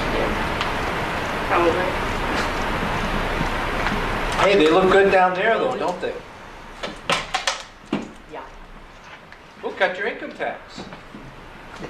We'll take 400 million out, like they did 3 years ago, and it just came out of state revenue sharing 3-4 years ago. Because no one asked, how are we gonna pay for that $400 million tax cut? No one asked. Democrats voted for it, Republicans voted for it. It wasn't the governor who voted for it, it was the legislature that approved it. Are there still proposals to Didn't take they make any excise broker? tax away from cities? The excise tax is still up in the air, but it's been a perennial thing every single year. Now excise tax is our biggest source of outside revenue. It's surpassed state revenue sharing. Excise tax was always number 2, state revenue sharing was number 1, now excise is number 2. And state revenue sharing may or may not. I think state revenue sharing will be maintained at current level. That's what we have budgeted, is to keep it, So far for 2 years. Yeah. which is less than half what Well, it for should 1 year, according to the governor's budget, they're coming back with 2 We'll years. work on it. Yeah, we've been, I think even the governor has admitted, the message to him on that was, it's not gonna happen. It's not gonna happen. But it's not gonna go back up either. It's, Well, No, it's not gonna go back up, because then they have to do something at the state level. So, Oh, well. on the 12th, what exactly should we prepare for? something into the city budget. Are we inviting people in? I feel like there's a lot of stuff that's been discussed tonight, and... I think at this point we need to work together. yeah, we need to really just discuss what our options are. Yeah. I know, so who are we inviting? I guess that's something that we need to figure out. I'm gonna let all the department heads know that they should be here and that their budgets could be cut. I mean, I don't have, it's, the budget's in the council's hands now. You tell us what you need for information, or what you want to see cut, or what you want for, if you decided we can not support anything more than a 1.5 mil increase, come back to us with list of cuts that get us there. But I haven't heard that. So, That's where we're gonna come to consensus. Does the finance committee meet before then? Finance Committee could meet before then. We haven't talked about it. It wouldn't be a bad idea. Probably should. And identify some things, so when we come in on the 12th, the Finance Committee could say, here are 4, 5, 6 things. That'd be good. Look for things to All right. get us there. On a lot of things. Well, thank you, Eric, for coming up. I know you're out every night in a different town, getting yelled at by somebody. Well, thank you all. It's nothing personal. It is a tough time for everybody. Good job. I mean, like I said, I mean this sincerely. On the one hand, I'm proud of being able to bring you only a 3% increase in the budget, given what's been slid over to us. The problem with that is, the 652 that we're going to need to support that 3% is all local dollars. Because unlike a business, you're still getting in students that still are going to have to be I have all those worked needs for all the with, programs. still going to Well, have it's to like I be... said to the Winslow board, you can get a student the day after your budget that you have to place for $100,000. You don't have it in your budget. School budgeting is very volatile. Eric, last year you had a surplus. Do you still have a surplus? We have in the undesignated right now about 700,000 with 348,000 of it committed to support this year's budget that we're in, and 200,000 of it to support next year's budget. And we saved the other 200,000. If we're in the same situation next year, we want to be able to keep that 200,000 consistent, because if you don't, it's a hole. It's the same thing you have on the city side with using undesignated. So when you run out of it. What's in there now that's uncommitted? Not counting next year, don't count. Less than 200. Less than 200? Well, that's counting next year. But That's what- correct. 348 is committed to this year. And you have 750. So about half of it. A little over 400. You don't expect any big surpluses in this current year budget? Little early, although we're getting pinched by all three communities to kind of give them an estimate. And so we're running some simulations on benefits, salary and benefits, because that's the biggest part of our budget. Yeah, right. Run those simulations and tell us what they think it's going to cost us to make our salaries and this, and then we look and see make sure that our bond payments are all made, our big ticket items are paid. The summer payroll has to be counted. Well, we have that accrual issue with the teachers, which Joan's talking about, which is, 4 paychecks that we have been able to put into the year they earn it. Most school systems make those 4 paychecks from July through the end of August out of next year's budget. We don't.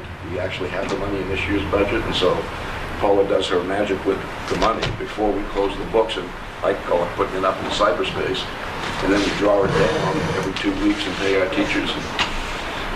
So, yeah, we've got that taken care of. Well, if there's any light there, you'll let us know for current year surplus adding to the 700 you mentioned. Well, I'm like you when you talk about your surplus that you're using to support the revenue side. I'm hoping we don't have to use it all. We've got 348 in there, but it's the last thing that we will actually transfer. Obviously, we take all the state money. We don't say to them, oh, don't worry, we got 348 undesignated, keep that 348. We take everything we can there, and the last thing we do is transfer out of the undesignated exactly what we need to balance the expenditure side. Keep in mind too, our fund balance that we have available to use is based on what they have. We had started out, we were going to use 400. You had 150 the first round I saw, then it's at 200. So ours went down by 50 so they could use 50 more. So if we asked them to use another 200 of theirs, we have 200 less of ours to stay at the... Right now, with what we're dedicating of ours this year, are we going to have to change our policy again? We're at 12%. That's Based on this, we would be 12% of last year's, current year. Yeah. The problem is, should it be 12% of what we're budgeting for next year? Should it be 12% of the last audited year, which is what was a suggestion that you could say you could use that number, because that's the only hard number Well, that's the, to have. And right, so that's, exactly. it's a lower number, so it helps us, but based on that, this gets us to 12% of 12% of what number? Our current policy, right? And that's something the Finance Committee could discuss. You want to use 12% of last year's audited number, or you want to use 12% of our current year budget, or you want to use 12% of next year's budget?